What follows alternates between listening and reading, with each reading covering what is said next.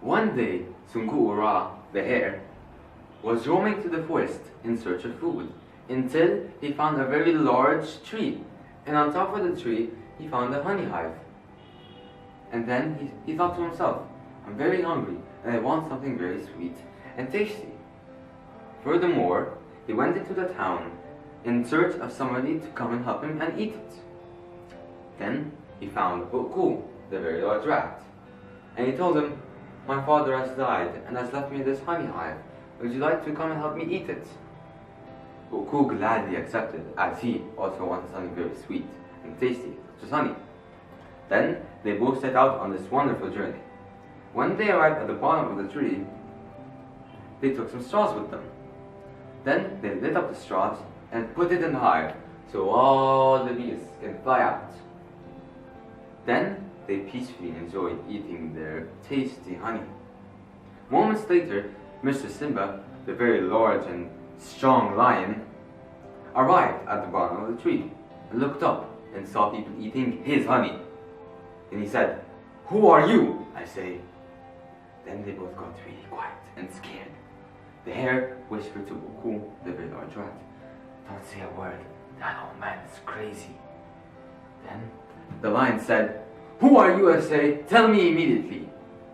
Then, as Boku was very scared, he blurted out, it's only us. Then the hare whispered to Boku, okay, I want you to wrap me in straw, then tell Simba to clear out of the way, then drop me, and you will see what will happen next. Boku, the large rat, did exactly what the hare told him to do. He wrapped him in straw, then he told Simba, clear out of the way, and then I will come down myself. And then he took the hare and dropped him. And as soon as the hare reached the ground, he ran and escaped. But the lion was looking up and did not realize what happened. And so he was fooled and humiliated by the hare. Then he told whoever was left, okay, now come down immediately or else I will come myself and eat you. So Boku was so scared and came down. Then the lion grasped him. Then he told him, who was up there with you? I saw you talking to someone else. And then Boku said, why, it was Ura, the hare. Did you not see him? And so the lion realized what just happened. He has been humiliated. And he got so mad that he took Boku and ate him. Unfortunately, he died. Moments later, the lion set out on a search for everywhere in the forest, but it was in vain. He could not find anyone. So, the next day, the lion was so angry and he wanted revenge. He went into the town in search of the hare's whereabouts. He asked every single person he met, where is the hare? Where does he live? Where is his house? But no one knew. Because one day the hare told his wife, let's move, because the lion is looking for me. So nobody knew where he was. But the lion did not give up so easily. He went on and on and on looking for every single person he could find, asking him of his whereabouts, until he found one person, and he said, it's him, in the mountains, that is where he lives. The lion wasted no more time. He immediately set out to the mountains and found his house. But it was empty. So he thought, I will lay down here until they come to me, him and his wife, and when they arrive, I will eat them. So he laid down and awaited his prey. So when the hare and his wife came down the road to their house, they saw some paw prints, and it was the lion's.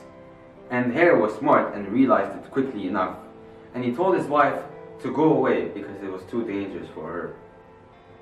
And the wife accepted this and went back and went along. Then the hare followed the footsteps, or the paw prints, and he found that the paw prints led to his house, and he thought carefully. And he knew it was Mr. Simba that was inside. Then he went back and said, "How do you do, house? How do you do?" And there was nobody answering, of course. Then he thinked loudly and said, that is very strange. Normally, when I say, "How do you do, house?" the house answers back and says, "How do you do?" But this is very strange. It did not do the same thing. Maybe somebody is inside. So then the lion immediately said, "How do you do?" And then the hare blurted out laughing, "Ha ha ha ha! It is you, Mr. Simba. Before I run away, tell me one thing. When did you ever hear a house talking?" Then the lion was so angry that he ran, but the hare was too quick for him, and he escaped. And the lion said, "Darn it! Well, don't you, you wait one day, I will get you." And then the hare said, "I'm afraid you have to do the waiting, Mr. Simba." The lion gave up and never looked for him again. The end. So the moral of the story is, sometimes strength is weak in front of the intelligent. Because the lion, who is so strong and mighty, got outwitted and humiliated by a hare who is weak and not so strong. So the next time you think you're weak because you don't have physical strength, think again. You might have this.